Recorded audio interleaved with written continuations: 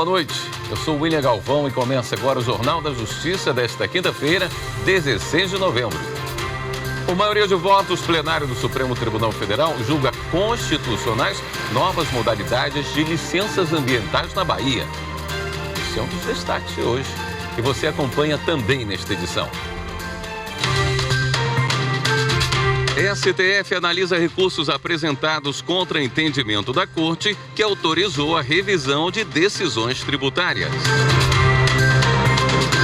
O presidente do Superior Tribunal de Justiça mantém acórdão que negou ao Flamengo indenização por meia entrada em jogos. E ainda, Tribunal Superior Eleitoral identifica em municípios goianos fraudes à cota de gênero nas eleições de 2020.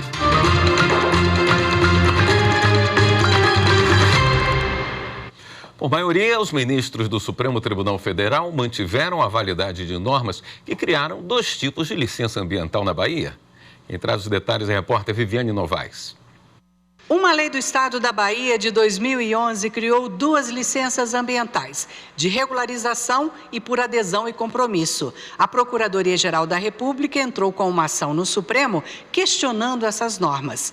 Alegou que as licenças não estão previstas na legislação federal e permitiriam a instalação de empreendimentos sem estudo de impacto ambiental. O ministro relator Dias Toffoli negou o pedido da PGR para invalidar as normas. Ele lembrou que a jurisprudência do STF prevê que a legislação federal pode ser complementada no caso de regras simplificadas para empreendimentos de pequeno potencial de impacto ao meio ambiente. O ministro entendeu que a lei da Bahia definiu procedimentos específicos de licenciamento de acordo com as particularidades do Estado. A maioria dos ministros do Supremo seguiu o voto do relator e manteve a validade das licenças. O plenário do Supremo começou a julgar hoje recursos de empresas que questionavam a obrigação de pagar a contribuição social sobre o lucro líquido a partir de 2007. Marta Ferreira acompanhou a sessão e tem as informações. A decisão questionada é de fevereiro deste ano, quando os ministros concluíram que decisões judiciais definitivas, a chamada coisa julgada, a favor dos contribuintes, devem ser anuladas se em momento posterior o Supremo fixar entendimento diferente sobre o tema. Na prática, a partir do momento que a Corte decidiu que a cobrança do tributo, que é paga de forma continuada, é devida, o contribuinte terá que pagar, ainda que ele tenha uma decisão definitiva dizendo que ele não teria essa obrigação. O caso concreto diz respeito à cobrança da contribuição social sobre o lucro líquido, a CSLL. Em 2007, o STF validou o tributo e todos os contribuintes devem pagá-lo. Para esclarecer alguns pontos dessa decisão de fevereiro, empresas e entidades, entre elas o Conselho Federal da OAB e a Federação das Indústrias de São Paulo, entraram com recursos no Supremo. O julgamento desses pedidos começou no plenário virtual, mas a discussão foi levada para o plenário físico após um pedido do ministro Luiz Fux. Na sessão desta tarde, Fux se manifestou no sentido de que a produção de efeitos da decisão questionada seja a partir da publicação da ata do julgamento de fevereiro de 2023. É com relação a esse aspecto, senhor presidente, que eu procurei resumir, mas acho que procurei ser didático o suficiente para me colocar contrário à possibilidade de uma declaração de inconstitucionalidade sem propositura de nenhuma ação modificar a coisa julgada, porque isso tem efeitos sistêmicos em relação a várias questões que já foram julgadas, todas as questões, todas as matérias que já transitaram em julgado ficam sujeitas a essa eventual infirmação da coisa julgada pela declaração ulterior, indefinidamente, à declaração de inconstitucionalidade. Já o ministro Luiz Roberto Barroso, relator de um dos recursos, manteve a posição apresentada no plenário virtual, rejeitando os recursos e mantendo a decisão questionada. A partir de 2007, quando se entendeu que todos os contribuintes teriam que pagar esse tributo, a subsistência da coisa julgada em favor de quem obteve a decisão de 1992 geraria uma posição concorrencial injusta e de desvantagem para todos os demais. E, portanto, a partir do momento em que o Supremo entendeu que o tributo era devido por todos, a coisa julgada cessa os seus efeitos, prospectivamente, sem nenhum efeito retroativo. O ministro André Mendonça apresentou um voto diferente dos outros dois. Para ele, as multas devidas em razão do não pagamento do tributo não devem ser cobradas pela União por força do princípio da boa-fé. No sentido de que os precedentes formados pela Corte devem observância aos postulados da segurança jurídica e da proteção da confiança. Ante o exposto, senhor presidente, eminentes pares, conheço dos embargos de declaração para provê-los em parte, de modo a afastar tão somente a exigibilidade das multas tributárias lançadas pela administração tributária nas situações abarcadas pelo julgamento dos temas 881 e 885 do repertório da repercussão geral. O ministro Edson Fachin acompanhou o entendimento de Luiz Fux. Já os ministros Cristiano Zanin, Alexandre de Moraes, Gilmar Mendes e Carmen Lúcia votaram com Barroso. O voto da ministra Rosa Weber, que se aposentou em outubro, também foi computado. Ela acompanhou o relator, mas um pedido de vista do ministro Dias Toffoli suspendeu o julgamento. O Conselho Nacional de Justiça divulgou mais detalhes sobre as regras do Exame Nacional da Magistratura. O provão vai servir de pré-requisito para disputa em concurso na área. As informações com o repórter Pablo Lemos. Segundo o Conselho Nacional de Justiça, o Exame Nacional da Magistratura deve ser a partir do ano que vem. Só vão poder participar das seleções para juiz quem for aprovado primeiro na prova nacional. A iniciativa proposta pelo presidente do Supremo Tribunal Federal e do CNJ, ministro Luiz Roberto Barroso, foi aprovada por unanimidade esta semana em sessão do Conselho. A expectativa é de que o provão ocorra ao menos uma vez por ano de forma simultânea em todas as capitais e no Distrito Federal. De acordo com as regras, o candidato à magistratura em qualquer tribunal brasileiro vai ter que apresentar comprovante de aprovação no Exame Nacional dentro do prazo de 2 anos para os novos concursos a serem abertos. A nova resolução não vai restringir a autonomia dos tribunais locais, que podem prosseguir com os processos seletivos específicos, e também não se aplica aos concursos com editais já publicados na data da entrada em vigor. O Exame Nacional da Magistratura vai ser conduzido pela Escola Nacional de Formação e Aperfeiçoamento de Magistrados, sob supervisão do Conselho Nacional de Justiça.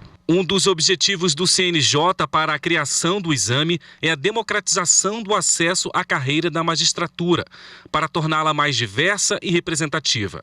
O exame se aplica à Justiça Federal, Estadual, Trabalhista e Militar. Os candidatos a juiz vão fazer prova objetiva com 50 questões.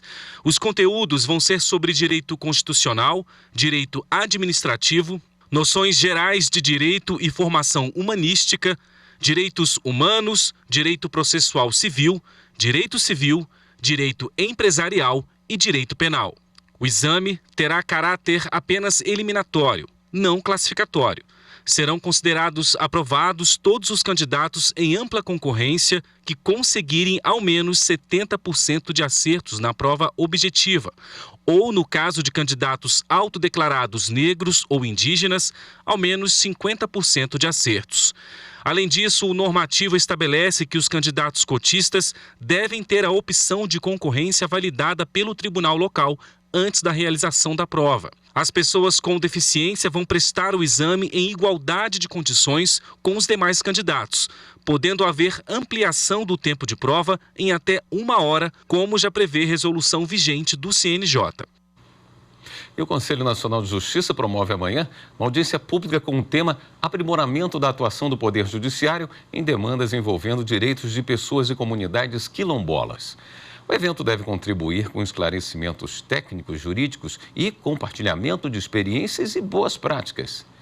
O encontro vai discutir prioritariamente o tratamento de demandas referentes a direitos territoriais, posse, propriedade e titulação de terras quilombolas. O evento, aberto ao público, vai ser no auditório do CNJ, em Brasília, a partir das 9 horas da manhã, com transmissão pelo canal do CNJ no YouTube. A seguir, presidente do STJ mantém decisão que negou ao Flamengo indenização por meia entrada nos jogos. Voltamos em instantes.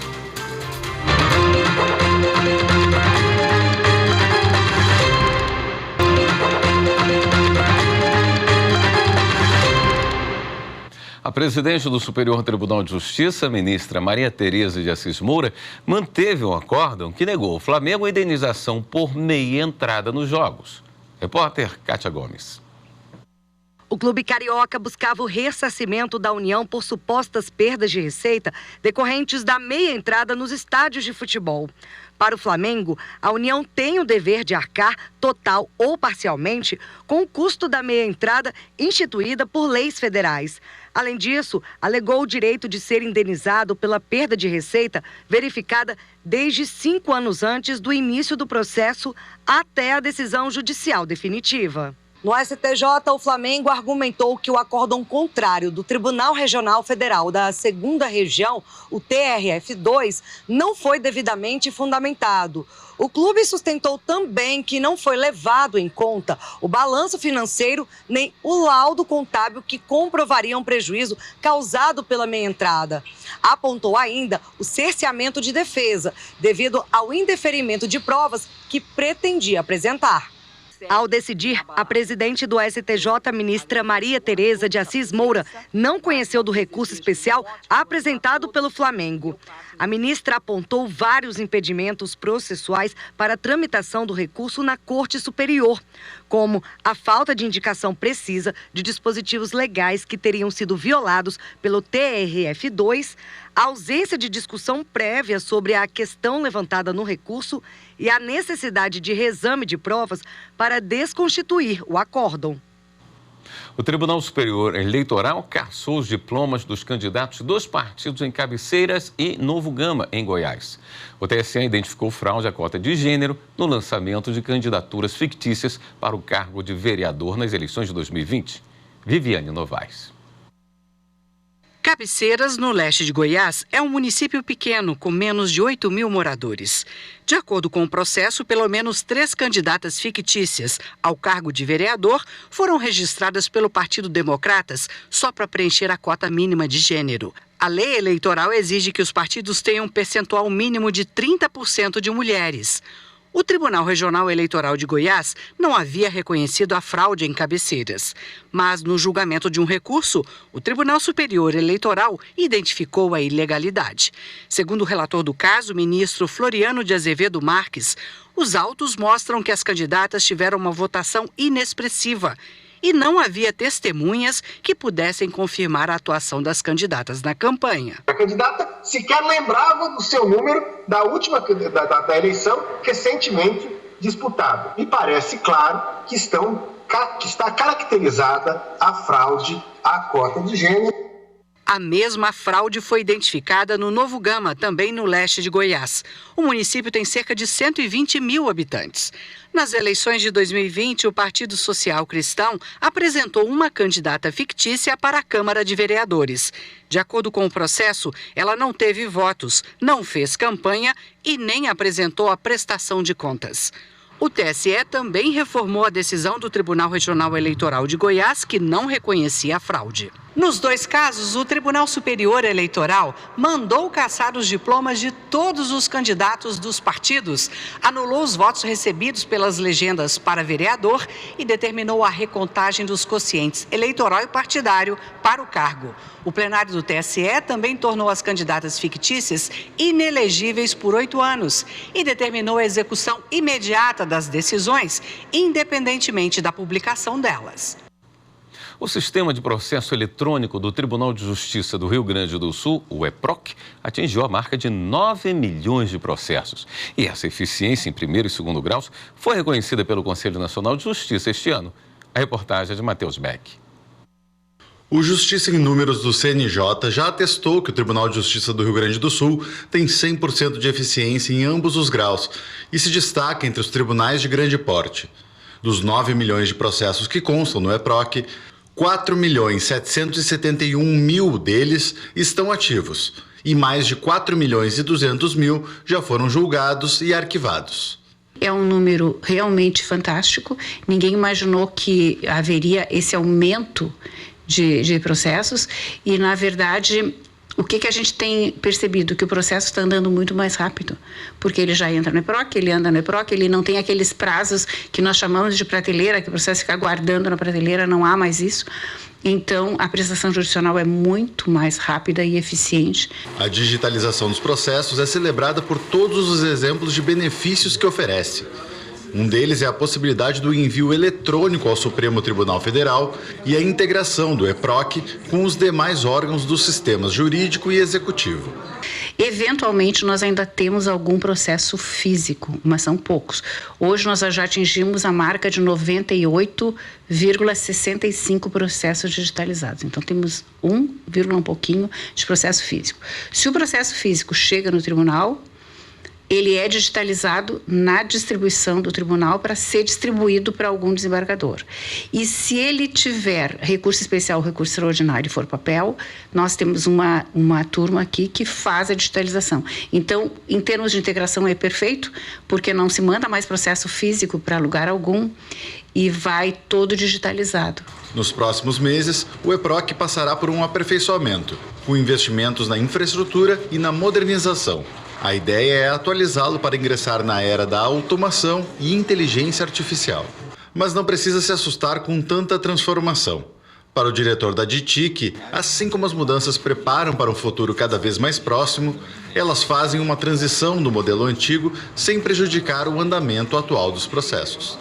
Estamos terminando uma era onde o processo eletrônico foi implantado e migrado, digitalizado no acervo, mas também que nós estamos praticamente eliminando 6 sistemas judiciais que nós tínhamos, que eram os nossos sistemas legados. Então, praticamente a partir deste momento, o nosso usuário vai usar o EPROC e o CEU, que é o sistema de execução criminal do CNJ.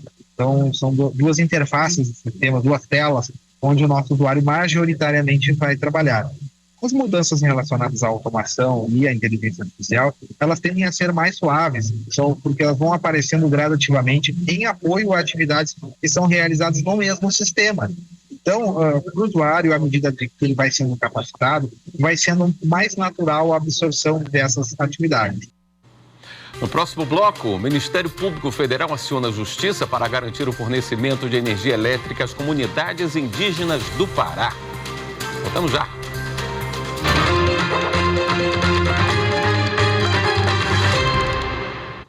No Pará, o Ministério Público Federal entrou com uma ação na Justiça para garantir o fornecimento de energia elétrica às comunidades indígenas do Alto Rio Guamá. As informações com Márcio Fontinelli. Na ação movida com o pedido de liminar, o Ministério Público Federal pede que a empresa Equatorial, que é a concessionária que distribui energia no Pará, regularize o abastecimento às comunidades da terra indígena Alto Rio Guamá, que fica no município de Paragominas, no Pará. Desde 2017, o MPF apura os motivos pelos quais a região não recebe energia.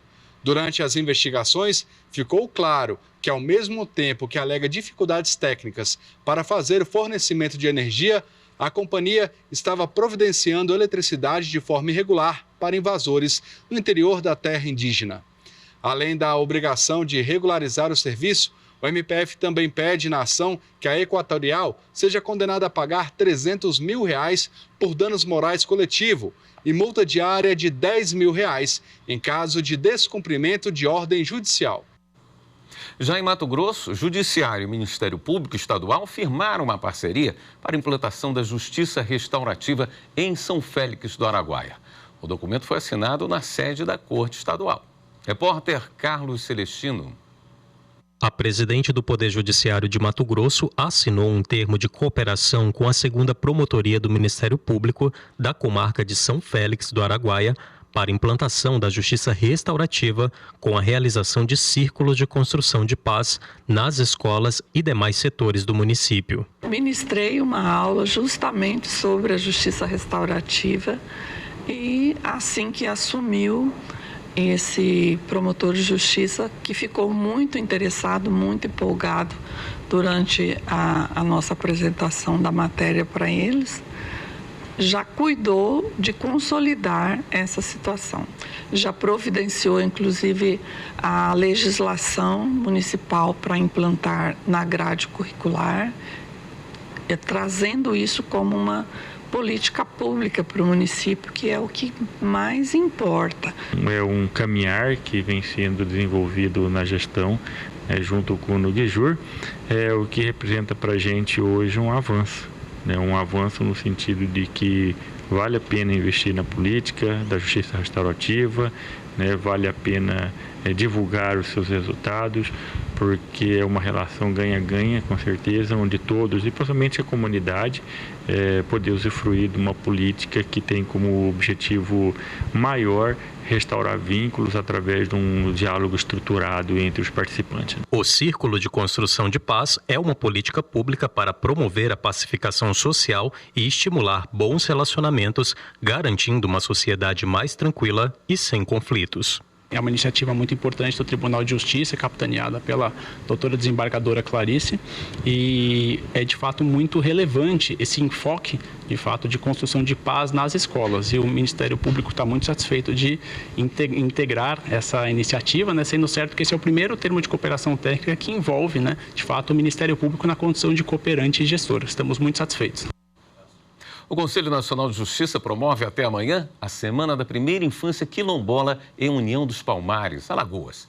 A iniciativa leva à população serviços da justiça itinerante, rodas de conversa e uma oficina sobre prevenção à violência doméstica. O repórter André Risco tem os detalhes.